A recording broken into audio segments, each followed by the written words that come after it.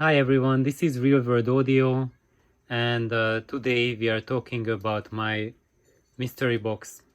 And this mystery box is the one that's hooked up to the amps, and there's no mystery in it. This is my volume control. And just looking at my system as part of the system tour, uh, actually I named it August 20. So today is August 20th. And if you were wondering why I named it August 20, it would be a long history lesson, and I think you don't want to hear that. Probably half of my subscribers would leave. But I have to add that if I would make this a history video, probably I would have 1,000 times more subscribers, because history channels get tons of viewers, but I think you are not interested in history, so I will spare you from the torture.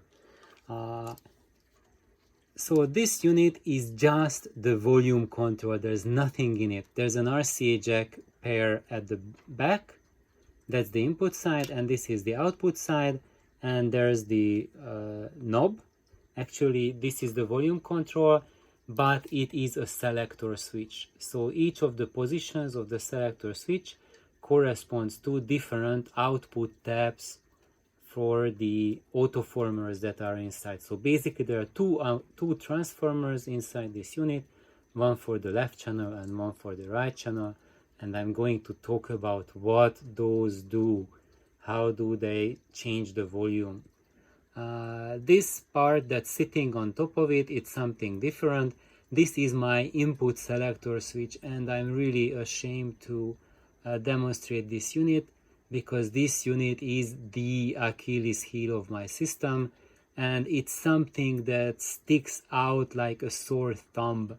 So the quality of the unit and the colorations that it gives to sound is far below my system's level, and it just doesn't cut it really. It's really something truly well, I don't want to say discouraging words about this unit, because it's really nice and functional. It does work. It has 5 different inputs, and then you can choose them. So if you look at the back, here they are. It has 5 inputs. It has an output pair, and as you see, all of my interconnects are these homemade interconnects, except that single pair of Kimber, which is also, I made those, but it uses Kimber copper. Rest of them is the homemade silver. I'm going to upgrade that Kimber as well to my silver at one point. But anyway, so this is my selector switch, which is like really poor quality, and if I get rid of it and rebuild this unit, because the chassis for my autoformers is something that I made temporarily to house those the insides, and I was going to make it, as you see, with multiple inputs, outputs, but then I decided that this will be the output side, so it's kind of a temporary thing. I built this box about 15 years ago, and I really did not get to that point to just taking it offline, taking it apart. I just always like to leave it in the system. It makes so big difference. But let's now see what this thing truly is, and for that let's use one of the latest albums of Vangelis as our bench. I just got the record recently. I haven't even opened it, the Rosetta Stone or Rosetta, and I'm going to listen to it this weekend. It will be a special weekend. So now we shall have a look at volume control and preamplifiers. And I want to clear a concept first of all, because this unit is my volume control unit. I do not have an active preamplifier in my system. And the reason for that is that I do treat volume control and preamplifier as two separate units. When you hear about preamplifiers, like mentioning preamplifiers, it can mean very different things. So number one, let's look at the scenario like a Dynaco pass. Everyone has heard about the Dynaco pass.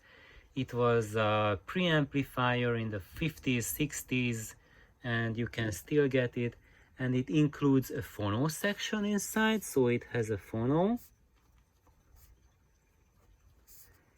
It has, of course, the selector switch. It has the preamp, the active preamp inside, which is a line level amplification stage, and actually that one also has tone controls. So when you hear the word preamplifier, then it can mean up to all of these included. And nowadays, of course, every preamplifier has remote control built in it as well, and lots of preamps have a DAC in addition. But you have to know that when you get everything together, then what you get is convenience. But convenience comes with a compromise in parts quality. And the more things are shoved into that little box, the more crowded it gets, and every component and every part can do much less because there is much less attention paid to it. And when you cramp all of those functions into tiny spaces, well, they are going to affect each other electromagnetically. So all the transformer induced noise is going to affect the amplification part of the circuitry, and it's just going to be noisy, low quality, and messy. If you really want to go the extra mile, then it's really recommended to treat all of these functionalities separately. Usually the first part, if for example when I had my Dynaco pass, is I took out the tone controls and used it as a direct amplifier, so it still had the phono stage and the line level preamplification stage in it, plus of course the ability to select inputs. And that brought on a massive increase in sound quality, because when you have tone controls in the circuitry, that introduces a lot of changes to the sound. And one of the side effects is that the background noise, the noise floor or the sound floor, gets elevated to much higher, and you just do not hear the low level details anymore.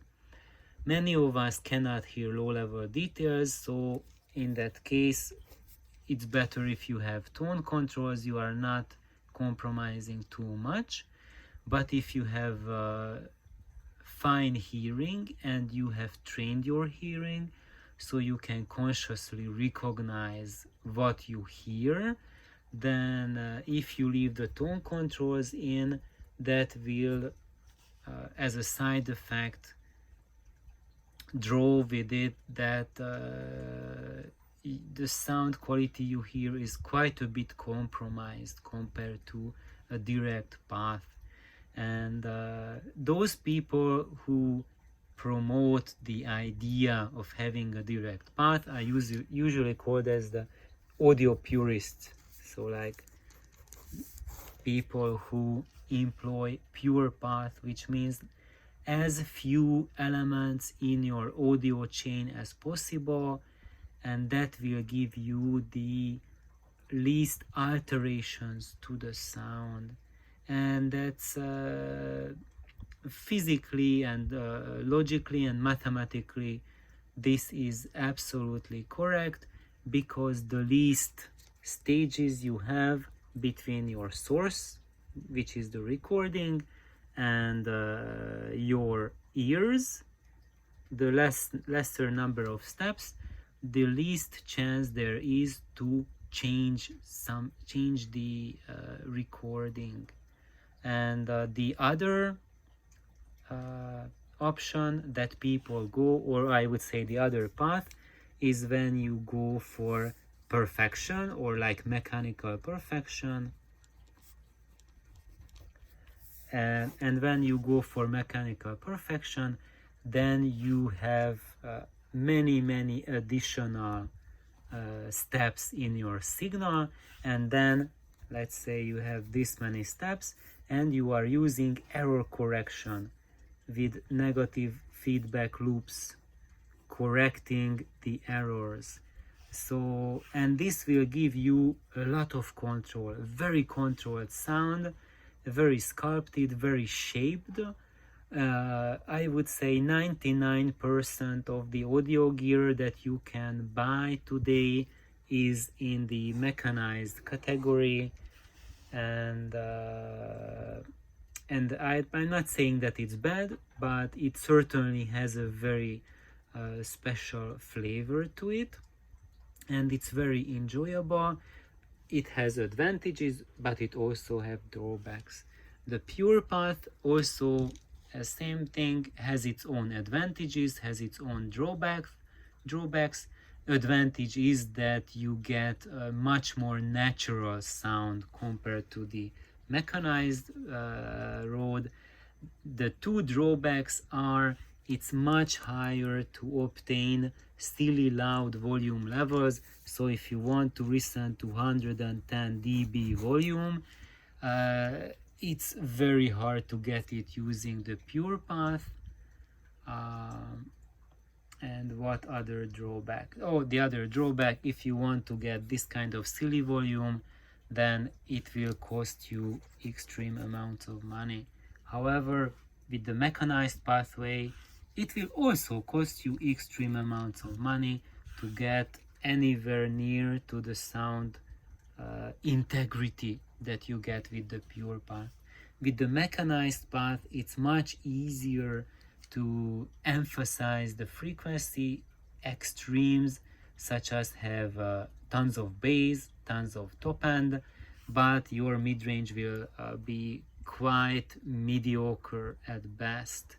With the pure path, it is built around a pure mid-range, and to get frequency extension, it will cost you extra coins from your purse. So after this little bit of detour, let's go back to our preamplifier story.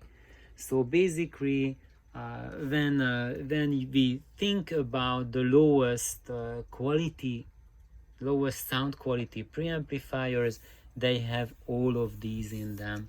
And when we go higher and higher in sound quality and higher potential, then things get more specialized. And usually what we call today as preamp, when you are looking for the highest level of sound reproduction, then it includes a selector switch and the active line stage in it. Plus, what I have not written up here, and which is probably the most important feature, is the volume control.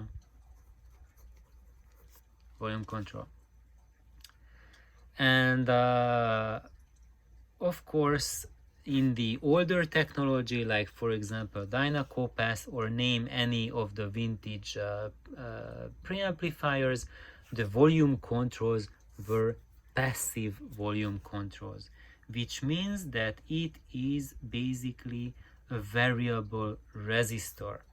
So when you turn the knob on your preamp, then what happens is that basically behind, so there's a shaft. So here, this is the shaft sticking out, and you have your knob, and you are turning this knob. And here's the faceplate of your preamp, and behind that faceplate, this shaft is goes into a metal container, and the metal container contains two discs, and each of that disc has a layer of film on it, and this knob is connected to a metal blade which is called the Viper. And as you turn the knob, the Viper rotates around this disc and make contacts with a part of it, and the disc is connected to the ground portion of the volume control pot, and there's also a high portion of your volume control pot that's connected to the other end of the disc. So this, yeah, let's see that, and this is the conductive material that's deposited onto that disc, and the Viper blade is making contact with that material. And of course, as the further it gets from the input signal, from the input high, the more of this resistive material is in between the two. So the resistance between your input and your output is going to be greater and greater. So that's why what your volume control does to the sound, that it burns up your signal as heat. So basically it acts as a brake pedal. So when you turn the volume down, basically you are applying brakes, and it's not just burning away the sound but also coloring the sound. So resistors do have quite a bit of influence in the sound quality. And of course you would say, well, it doesn't have that much of an influence, but it certainly has enough to create significant losses in sound quality, particularly because as you go lower and lower in the volume, you are losing more and more of your sound. So even if you are listening at medium level, you are already burning up probably around 90 to 95% of your input signal. So what you are hearing is maybe 5% to 10%, but if it's 10%, it's already pretty loud. But let's say in most cases, if you get 5% of the output of your CD player, then you are already pretty grand. And it means that there's 95% loss and quite a bit of coloration arriving with that signal. And that's why a lot of manufacturers, for example PS Audio, started using a different strategy. So instead of using a volume control pot, they employ different means. For example, you can employ a digital means to change the volume.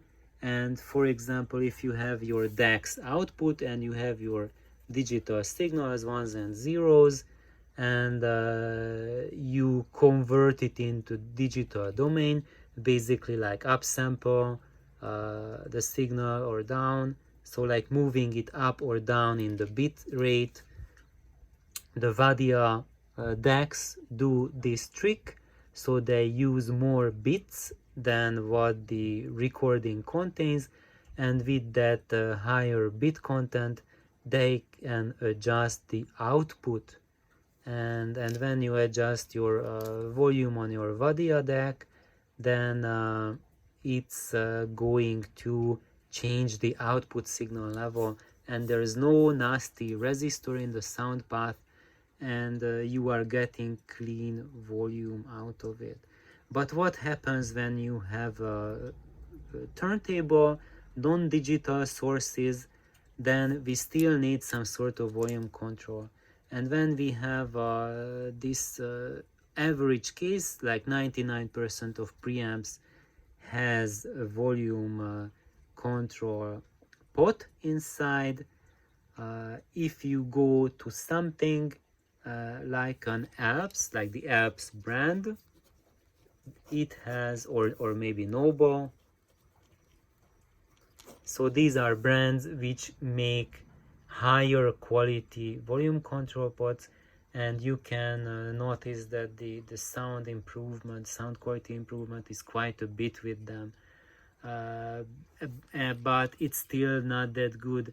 And then if you go apps, or I think both of them make such volume control pots, when it's not a pot anymore, but it's a resistor ladder, so it's a stepped attenuator. And then when you control it, it's not a smooth continuous turn, but it's a click, click, click, click, click, and with each of the clicks it's basically a selector switch, and you are selecting, you are choosing different resistors. And but in that case you have high quality resistors instead of a junk rheostat, so you have much better quality output from it, but you are still burning up the same amount of energy with your pots. So how can you flip over this scenario, that when you turn your volume lower, instead of losing the signal, you are actually getting more out of it? And we'll see that in the next episode, where I explain how these gizmos work. Thank you for tuning in. Please like and subscribe. Bye bye.